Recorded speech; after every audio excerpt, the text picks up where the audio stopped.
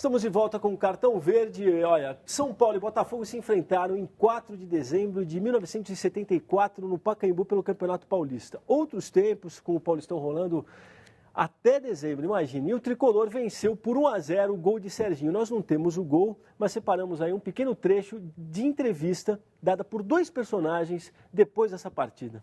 Vamos conferir. São Paulo não jogou fora uma boa oportunidade de fazer mais gols, já que ele precisa fazer mais gols?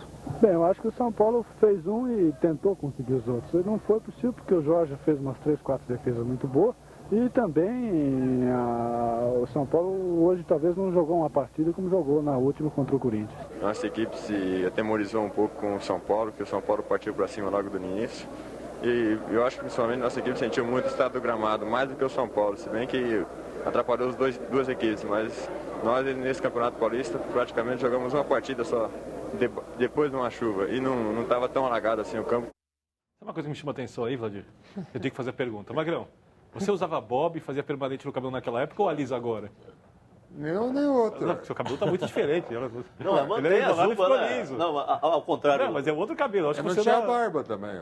Mas a barba eu estou falando, você alisava eu o cabelo. envelheci um pouquinho. Eu só acho o seguinte, a gente pega e coloca um VT histórico, né? Aí a gente volta pro estúdio com o Valdir Pérez de Sócrates para deixar os caras comentarem. Ele me pergunta de Bob. Fazer uma crítica capilar.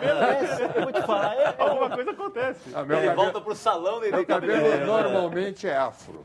Eu sou neto de negão. Eu estou alisando ele ultimamente. Mas retomando, vocês lembram desse jogo de certa forma? Esse aí não. Eu lembro da final de turno do Paulista.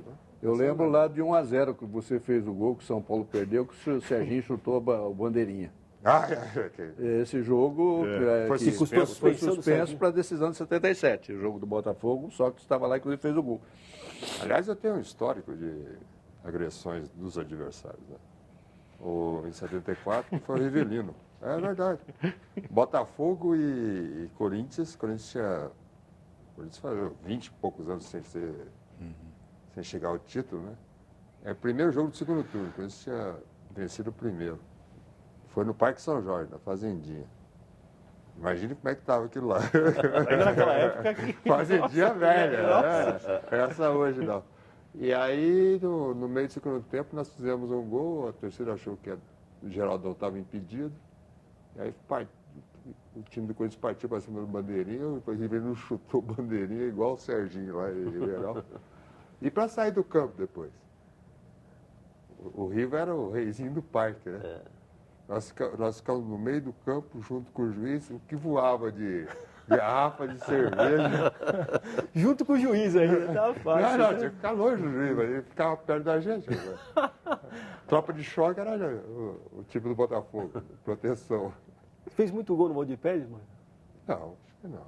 Os gols decisivos do Campeonato Paulista de coisas, Sócrates fez 1-0, lembra, no final. Qual? Um gol que você tocou no canto, que eu saí no 8-3. chão. 8-3, Que né? marcou empatou no final. Sim, no Corinthians. Foi no Botafogo. No Corinthians. O Biro fez no meio das pernas dele também. Primeiro jogo. Quem foi o jogador que mais fez você sofrer, Valdir? Juari dos Santos poderia ser um deles? Centroavante?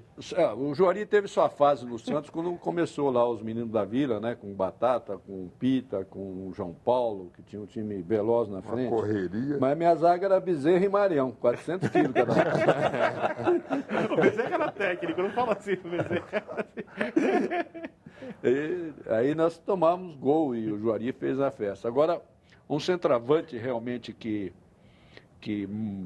eu digo assim, que não era considerado assim, era um centroavante fazedor de gol, não tinha talvez uma habilidade técnica, mas todo jogo ele fazia o gol, que jogou com o Sócrates, que era o Geraldão, centroavante. Ele fez um gol em mim num jogo Corinthians e São Paulo, de 100 pulos da linha de fundo. Você não dá para explicar como ele fez o gol. Fenômeno, né? Entendeu? Então, sempre o Geraldão dava uma certa sorte, uma certa oportunidade mais fácil para fazer o gol. Você viveu um tabu, né? 76 a 80 sem ganhar do Corinthians. O tabu foi quebrado com o gol do Serginho numa vitória por 1-0. Não sei se você jogou, não sei quais anos você jogou, mas o São Paulo ficou esse período sem ganhar. Teve uma época aí que... Em 76 a 80. E aí as decisões do título, né? Que nós tivemos as 2 decisões com o Corinthians e perdemos as 2. Né? Aí eu fui pro Corinthians, foi decisão com o São Paulo, perdi pro São Paulo. Pô.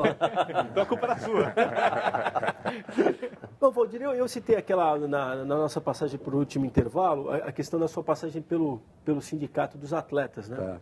Aqui o Magrão, que foi um cara que sempre se preocupou um pouco com isso, em outros momentos já comentou aqui com a gente, também acho que falta essa consciência de classe, né?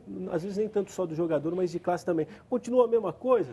O Magrão era um cara que dava trabalho, ele te procurava, conversava? Não, a gente conversava. O Magrão teve uma participação quando teve episódio lá do placar, que teve uma série de denúncias e tal. Foi a primeira reunião que nós fizemos no sindicato, o Magrão deve lembrar disso. Teve, mais ou menos, foi a única reunião que teve quase uns 60, 70 jogadores naquela presença. O sindicato é procurado quando você não recebe, principalmente dos jogadores dos times do interior.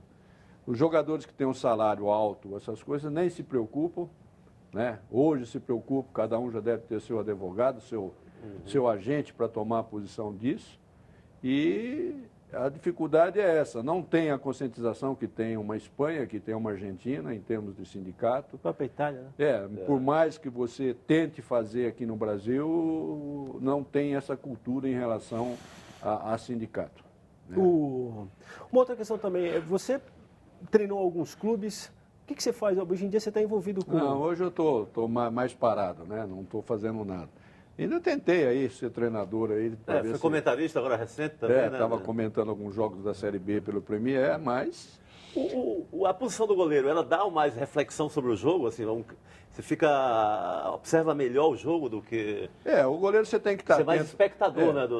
Você tem que estar atento na sua equipe e na equipe adversária o que está fazendo para tentar fazer o gol em você e como nós vamos nos defender. Então o goleiro tem uma posição um pouco privilegiada nesse sentido, porque você tem uma visão ampla de todo o jogo. Então, normalmente, aí nós temos aí vários treinadores que são goleiros, zagueiros principalmente também, né? Você vê aí Abel, você tem, né, Ricardo Gomes, então são a maioria ali que dá uma noção maior.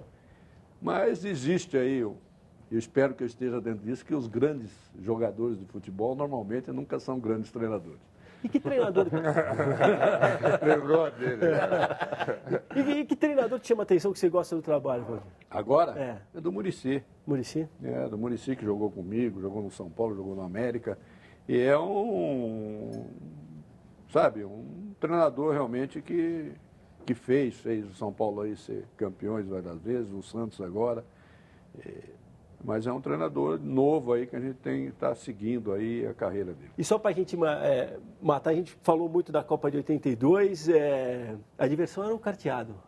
O Magrão estava nessa ou não? Não, o Magrão não saiu. Tinha já o Você me falou que a única vez que eles tiveram a noite livre, você ficou, mas o Magrão saiu. Foram tudo para Sevilha. Foi ele, Fagner, foi uma turma lá para Sevilha. Fagner, Magrão. Foram para Triana. Foi cantar com o Fagner em praça pública. Em praça pública? Cantei lá. Vaca Estrela e Boi Fubá. Patativa da Saré. Patativa da Saré. Você foi cantar? O Fagner vai fazer um show e eu assisti o show. Ele me chamou para cantar junto. No meio da Copa? Que legal. Foi a única folga que nós tivemos, foi nesse dia aí. E tinha perdemos muito, né? Porque estamos lá em Barcelona, em Sevilha, e conhecemos quase nada. É realmente uma tristeza. E você contou uma passagem interessante também, que quando você jogava um carta, tinha um cara que papava todas as frutas. Para encerrar, pode contar essa história para gente? Normalmente, a gente jantava, dava um tempinho e ia para o quarto. Normalmente era o Renato, eu, né, Luizinho e o Paulo Isidoro. Como o Luizinho tinha amizade, quer dizer, jogaram muito tempo junto, o Toninho Cerezo aparecia lá para perturbar. E a gente normalmente tinha as frutas lá, essas coisas todas depois de jantar, e a gente pegava a fruta, levava para o quarto, enquanto estava jogando baralho, comia uma fruta. Aí Paulo Isidoro estava assim, ele ia sempre na fruta do Paulo Isidoro. O Paulo Isidoro, não aguento mais esse cara, eu vou aprontar uma com ele. Aí o Paulo Isidoro pegou uma maçã, a maior que tinha, bonita e tal. Foi no massagista, pegou uma seringa, foi na cozinha, pegou sal, pimenta e... jogou na maçã e deixou a maçã ali esperando o Toninho Cerezo aparecer. E nós jogando. Aí o Toninho chegou, mas que bonita, tá, mordeu. Quando ele mordeu, tinha pimenta, sal, tinha tudo aquele sentido. Nunca mais roubou maçã de Não, ninguém. nunca mais ele apareceu no quarto. Bom, Rodinho, espero que tenha gostado aqui de ter passado essa hora com a gente, recordando a Copa de 82, revendo o Magrão, essa grande figura aí. Volte outras vezes. A gente agradece e é um prazer ver o Sócrates aí. Espero que realmente ele cuide um pouquinho mais da saúde dele para estar. Tomou bronca, hein, Magrão? Tomou bronca. Junto com mais Tomou gente, bronca. para ver mais futebol, porque a capacidade que você tem, né, tanto política como de futebol, de comentário, de conhecer, o jogador que você foi, eu acho que a gente, né, necessita da tua companhia, tá? E um grande abraço, espero realmente que você... E obrigado, Vladir, pela oportunidade e a todos também. Que é isso, foi um prazer. obrigado. Valeu, Magrão, valeu, Vitor, valeu, Chico Moção. Sá. O Cartão Verde fica por aqui, muito obrigado pela companhia. Ainda vamos ouvir falar muito dessa fantástica seleção brasileira de 82, porque como a gente disse aqui ao longo do programa, nesse ano de 2012, esse Mundial que apesar da ausência do título nos enche de orgulho, completa 30 anos. Nós voltamos na próxima terça às 10 da noite. Juízo, torcida brasileira. Até lá. Tchau.